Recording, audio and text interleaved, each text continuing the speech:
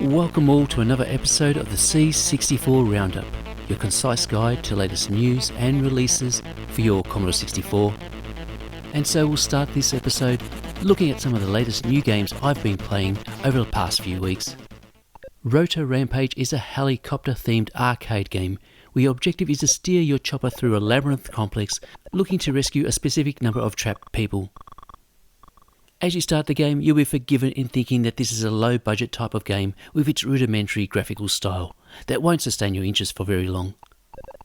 But Rotor Rampage is the case of not judging a book by its cover. Not only does each level offer a substantial gameplay arena apparently containing over 160,000 pixel blocks, but there are also sections of the game environment that you can interact with by shooting them to not only open up access, but can also be used to provide cover from attacks and hazards. I very much like how debris and things like lava trickle down the screen and provide a nice sense of playing in a living world. Controlling your helicopter is an easy affair for most part, as you're not having to deal with hovering or gravity, though the push-type scrolling mechanic does let the game down a little, as you need to be quite close to the edge of the screen to invoke a scroll. Despite this, I found Rotor Rampage to be quite absorbing to play. I love navigating around the game complex, looking for hidden trigger points, and having to manage my ammo, fuel, and bomb supplies.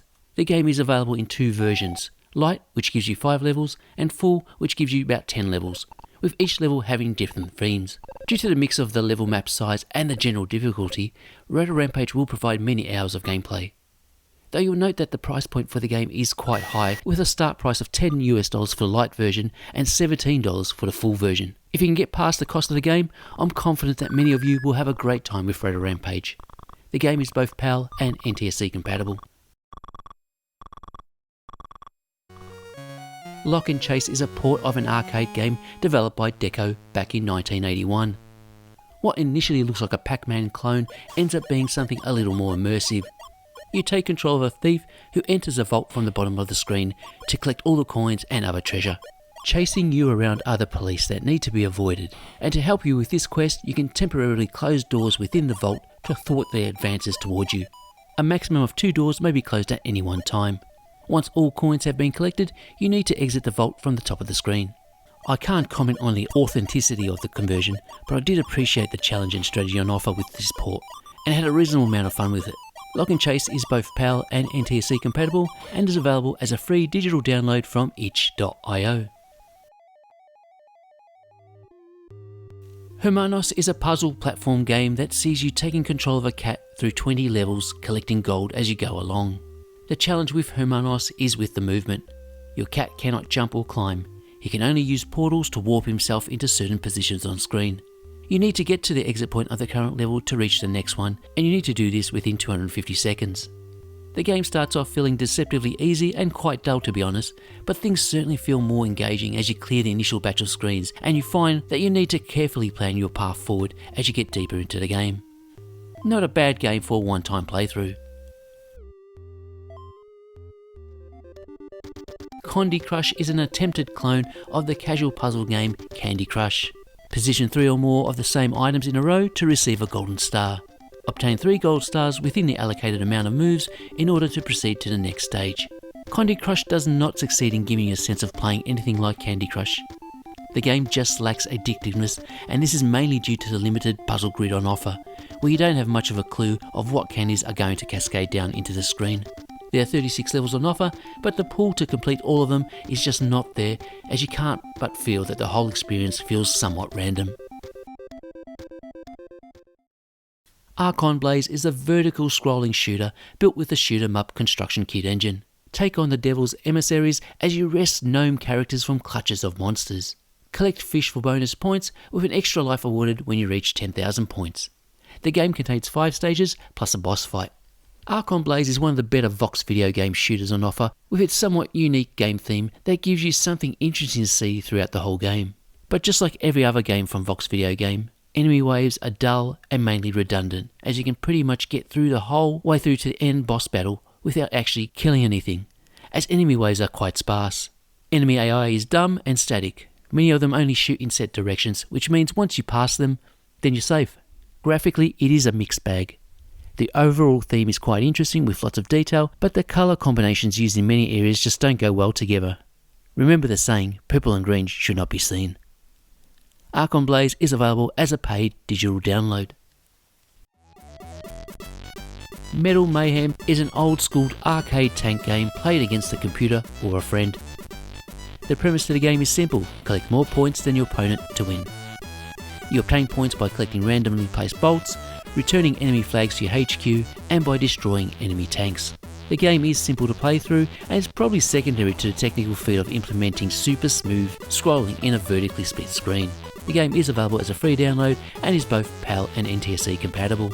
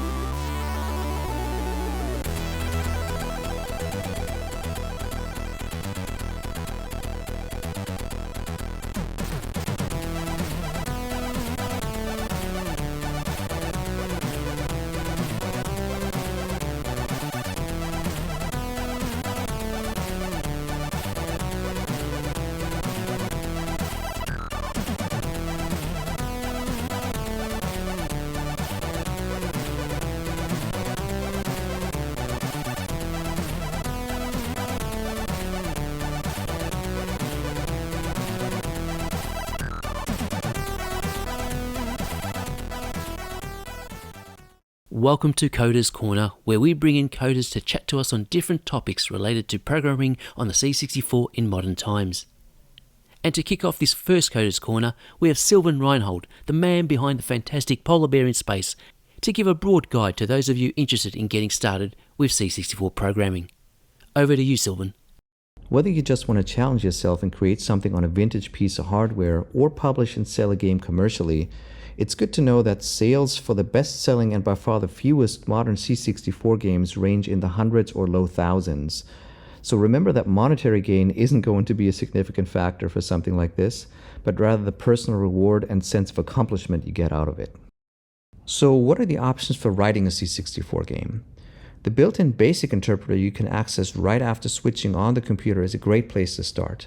It's not going to be your choice for writing fast arcade-style games because it's too slow for that, but it'll help you get to know the features of the computer and learn how to make graphics, play sounds, and so on. Now, if you were writing a game for a modern computer or console, you'd probably start with a game engine like Unreal, Unity, or something similar. Those handle basics like object and scene display, controller input, physics simulation, collision detection, and so on. You just provide audiovisual assets and code on top in a high-level language. On the C64, you have Shoot 'em Up Construction Kit and Gary Kitchen's Game Maker as popular game engines, for example. And those won't necessarily teach you how to program a game, but you'll get to experience the creative process of making one without much or any code for that matter.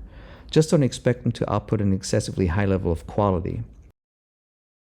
Now, when it comes to more serious game programming, you might look at alternatives like Kick-C or Turbo Rascal, which we used to write modern games like Robot Jet Action and Lester. The barrier to entry is comparatively low with these because they use a high-level language, C and Pascal in this case, and also come with development tools, and they compile to fast assembly language.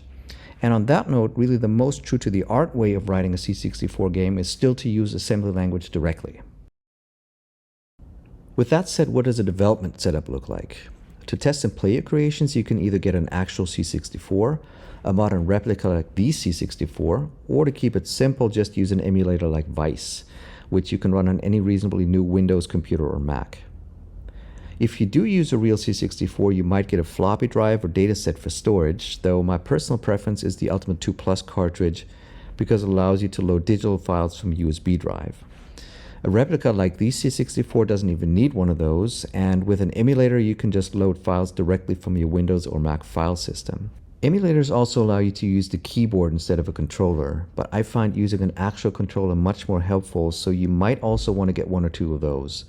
I personally prefer real joysticks over modern D-pad controllers, and you can still get original DB9 and USB versions of those, along with adapters that connect these to a real C64 or modern computer. To write and test Polar Bear in Space, for example, I used a Competition Pro USB joystick because it has multiple buttons the machine can actually distinguish, and that came in handy because the game supports up to 3 controller buttons. Now, when it comes to actual development, I would not recommend writing a serious game on a C64 unless you really want a challenge, but rather to use what is called a cross-development setup. That basically means you write your code with tools on a machine like a Mac or a Windows PC, and the development toolset generates executables that you can then run on a real C64. By that same token, KickC and TurboRascal actually don't run on a C64 but on a regular modern computer, but they output executables that you can then run on a C64. And that makes the creative and development process much easier to manage because it's easier to organize files and to write and test code. With that said, if you do decide to learn assembly language, then something like CBM Program Studio, which comes with a full integrated development environment, graphics, sound and music tools, and a debugger, or a combination of a good text editor or development tool like Sublime Text or Visual Studio Code, an assembler like KickAssembler, and tools like SpritePad and ChartPad, and a music editor like Music Assembler would probably work best. My personal choice is a combination of Vice on a Mac with Sublime Text and the KickAssembler plugin running KickAssembler, and SpritePad and ChartPad for graphics. And I also use a separate real Commodore 64 and Commodore 128 just for testing purposes. What kind of resources do you have available to learn how to program the C64? Because you're looking at a 40-year-old machine, you'll find a lot of learning resources on the topic on the internet these days. A lot of old books are now on the Internet Archive, and for the topic of learning assembly language, that includes Jim Butterfield's Machine Language for the Commodore 64, 128, and other Commodore computers, and Rado Colin West's Programming the Commodore 64, The Definitive Guide, both of which I liked a lot. Sheldon Neiman's Mapping the Commodore 64 and Commodore's own Programmer's Reference Guide are great references along the way, and you'll also want to keep a few websites bookmarked like 6502.org, Codebase64, and the Commodore 64 memory map on c64.org. And lastly, don't forget to get inspired. Play around with the machine, write some code, familiarize yourself with the features and limitations, and look around for games you enjoy.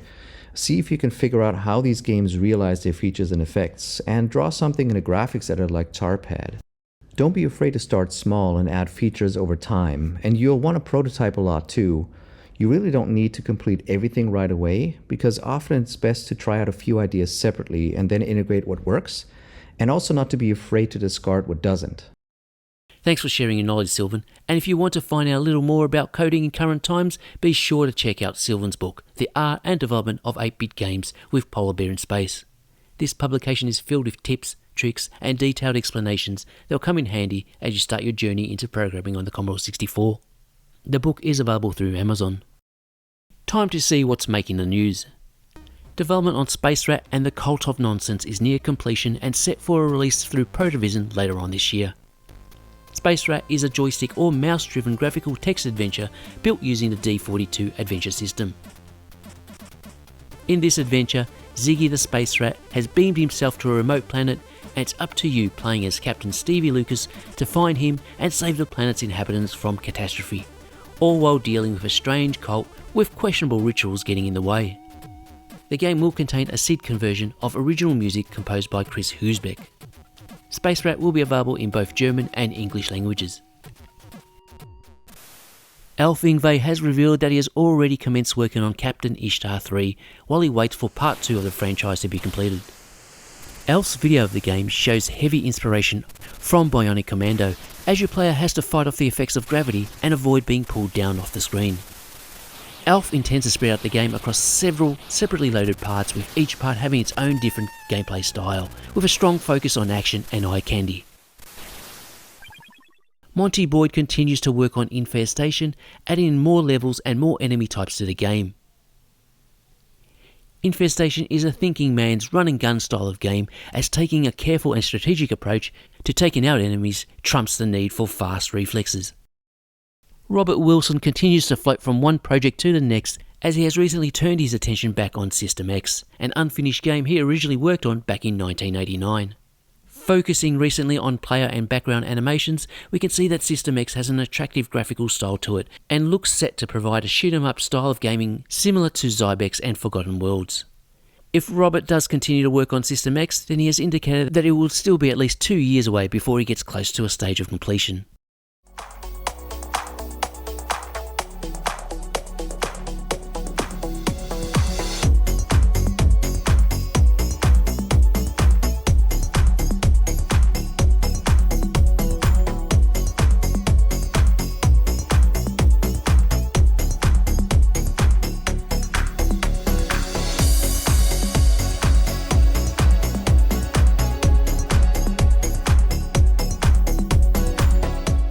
Let's finish off this episode with another round of the latest games released.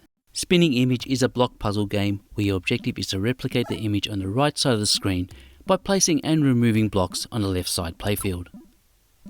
Blocks shot into the playfield must hit an obstacle that is not the edge of the play screen, otherwise its placement on the playfield is not permitted. The playfield can be rotated so that you can try and construct a solution from all four sides. You will typically find that your intended placement of the blocks is obstructed by immovable sections, and so you need to improvise by constructing and deconstructing barriers so that you can reach the final placement of your blocks. There are 50 levels for you to solve, coming in 5 sets of 10, and levels within any given set can be solved in any order. As you progress through the game, additional obstacle elements appear, such as portals and bouncing walls. I do generally enjoy puzzle games, and there's no doubt that Spinning Image is a highly polished and well constructed game with easy to use game mechanics. But the nature of this style of puzzle game did not gel with me. I kind of found it to be tedious to complete the levels, and as such did not find Spinning Image to be anywhere near as enjoyable as Carlton Hanley's previous puzzle titles. Spinning Image is available as a digital download from itch.io and is both PAL and NTSC compatible. Alpaca Calypse is a horizontal scrolling run and jump style of game where your objective is to guide an alpaca safely across each of the 8 levels of an underground lair inside a Mayan temple. And you need to complete a specific number of laps, all while avoiding various obstacles and traps. There really isn't much to Alpaca Calypse, to be honest. It's quite an easy game to play, but its fun is somewhat limited, and once you've played it once or twice, I don't think there's any reason to return to it. Alpaca Calypse is available as a free digital download and is compatible with PAL and NTSC machines. Speditor is a turn-based business simulation where your objective is to become the most successful freight forwarder. To do this, you move your truck to one of the flashing cities, picking up transport contracts and then delivering the goods to the destination in order to get paid. You have 10 action points for each day, with each move costing 1 point, unless you run into traffic jams, which take up considerably more points. At times you will have to spend money on taking ferries, and investing in an extra trailer will pay dividends in the long run. Play against friends and or against computer opponents, and the one with the most cash after the final day is the winner. I really enjoyed Speditor quite a lot. This is the type of game I can play all week long and not get bored. Speditor offers 5 game maps and multiple difficulty settings, making it perfect for repeat gaming. Speditor is both PAL and NTSC compatible and is available as a free digital download from itch.io. Kazik is an exploration-themed platform game where your objective is to work your way up to the mineshaft exit, collecting treasure along the way. There are a few nasties lurking in the dark, but a burst of your trusty headlight will send them scurrying away. The game is quite small, as the game ends when you reach the exit, but what is there is fun, and I kind of wish there was a lot more to the game. The game level is randomly generated, adding a little bit of replay value to it, but it's not enough to sustain me in the long run. Cats and Critters is a single-screen platform game where your role is to take control of a cat whose job it is to protect the garden from creatures who threaten to disrupt the harmony within. The basic premise of the game is to use your cat to collect blue magical butterflies in order to build up your blessings meter. Once this meter is filled, the nasty creatures are eliminated. The garden also contains red butterflies that will curse your cat and often impact your blessing meter. You need to look at the curse indicator section at the bottom of the screen to see what the cure is for the curse. From time to time, your cat is in a super state that gives enhanced powers. I found this to be more of a punishment rather than a benefit, as it often led to my cat hitting other critters or grabbing red butterflies by mistake. I'm not sure what to make of Cats and Critters. Its gameplay is unique and generally plays well, but I can't help but feel there's a lot more that could be added to make it a much more compelling playthrough. The game is available as a digital download. It is designed with a PAL machine in mind, but is playable on an NTSC machine. Party Speedway Extended is an overhead single-screen speedway racer where the motorbikes are represented by pixelated lines. The game is played using a single joystick button. Press the joystick button to take off, and then hold the button down to turn anti-clockwise. What looks like a really basic game to play becomes challenging real quick, as mastering the turning mechanic takes a bit of practice. Jumping the start will see you watch the rest of the race in disqualification, while getting your turns wrong will see you crash out of the race. There are multiple race modes available, and you have the ability to set the AI of the computer races. A pretty good party game that will be available as part of issue 25 of KA Plus magazine, and as a physical release through KA Plus website. Legend of Wilf is an arcade adventure that acts as a modern day enhancement to the original Cocotony Wolf game released back in 1984. The Ark Wizard has discovered all the locations of the fabled dragon amulet pieces, and he has transformed his young apprentice to grow wings so that he can venture out back in time to retrieve all the fragments. Fly around collecting all the pieces of each level while avoiding a vast array of creatures and hazards, and then locate the time warp to move on to the next location. Not being familiar with the original Cocotony Wolf, I came into Legend of Wilf with no expectations, but ended up quite pleased with the overall gaming experience. Yes, the basic game design is somewhat limited and lacks progression, but the control mechanics within the game made navigation through all the screens quite enjoyable. The combination of joystick control and button to fly made navigating a lot of the game layout a breeze. The overall difficulty is well balanced in my view. It's just a matter of taking a little time to monitor each screen's layout to identify the safe zones and simply flying from one safe zone to the next. The presentation of Legend of Wilf is nostalgically charming, and the graphics are bright and chunky but contain a quality to them. The renditions of old English jingle tunes provides a nice warm feeling while playing the game, and I appreciate that sound effects are available at the same time the music is playing. Legend of Wilf does not provide anything new other than a nice stroll back to the 80s style gameplay with a couple of modern day enhancements thrown in. If you enjoy your arcade adventure style games, then I think Legend of Wilf will be one for you to enjoy. I certainly did. Legend of Wilf is a free digital download from itch.io. And that is a wrap on another bumper edition of the C64 Roundup. Links to all the games and pixel art can be found in this video's description. I hope you enjoyed the content, and please don't forget to sacrifice one of your likes to the algorithm gods so that we can ensure more roundups for the rest of the year. Until next time, bye for now.